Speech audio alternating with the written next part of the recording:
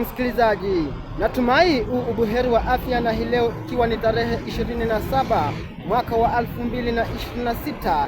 Leo hii nimeamua kukutembeza katika jimbo la Nakuru. Jimbo hili kumbuka linaongozwa na kiongozi wa kike ama gavana wa jimbo hili si mwingine ni bali Mama Susan Kihika, ambaye anaunga serikali yake ya Ruto ya 2 term. Eneo hili linaonekana kuwa eneo ambalo limepepa uchumi wa Kenya, kwa maana ina kiungo cha kuunganisha barabara kuu ya kutoka Nakuru kuelekea hadi jijini Nairobi. Kumbuka hii leo imekuwa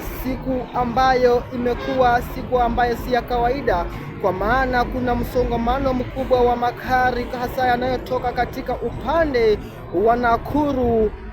Jinsi unavyoona kuna magari ambayo yameegeshwa eneo hili, matrela ambayo yameegeshwa, na niliarifiwa kuwa matrela haya yaliweza kuegezwa mwendo wa saa 9 usiku. Mpaka sasa matrela haya yangali yameweza kutanda katika eneo hili, na baada yameendelea kuegeshwa.